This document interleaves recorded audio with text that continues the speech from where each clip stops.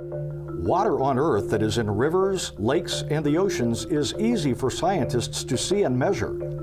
But what about the water that is inside the dirt under our feet, or at the root of all the crops grown on the planet? It's not so easy to see, but we all know it's there.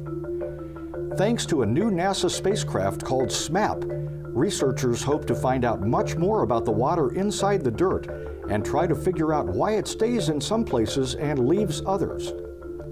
SMAP is short for Soil Moisture Active Passive, a name which refers to the set of instruments the spacecraft will use to decipher the layers of water just beneath the surface. It's information that could lead to better forecasts of growing conditions, floods, and droughts. The amount of water the Earth holds is constant, but some areas may receive more water, some areas may receive less water. SMAP will help us improve our ability to forecast where those regions are and to perhaps take action to mitigate the effects of either too much water or too little water.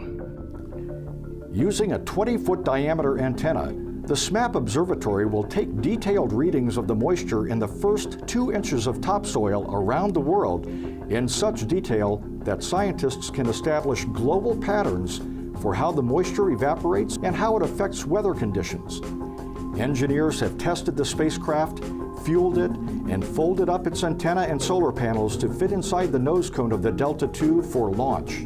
This mission has been very smooth so far. The preparation of the rocket and the preparation of the satellite has gone very smoothly. There's been very, very little issues with the activity so far. 3, 2, main engine start, 1, 0, and liftoff of the Delta II with the NPP satellite.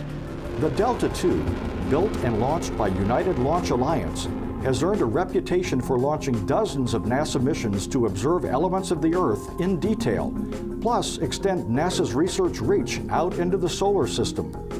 There's been 152 launches of the Delta II since 1989. 51 of those have been for NASA, all successes. It's been a great rocket. We sent 2 Mars rovers on Delta II back in 2003, Spirit and Opportunity. And every time you see a rover on Mars, it's hard not to think of the Delta II heritage. Delta II has done it all for NASA.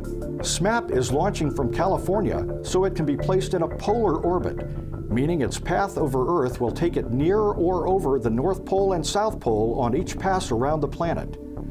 That way, the observatory will see and measure the entire surface of the world to produce the most accurate picture possible of moisture patterns in the dirt. Once in space and flying free of the rocket, SMAP must unfold the 3 solar panels that will provide electrical power to the spacecraft.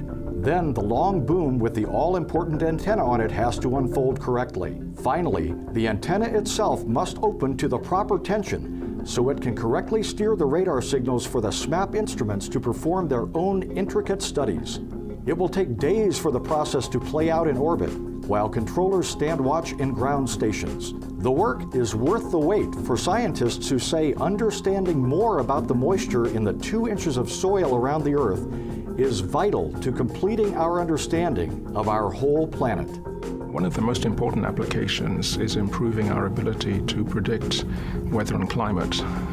The soil moisture conditions at the surface are important for initializing weather models that predict future rain and temperature.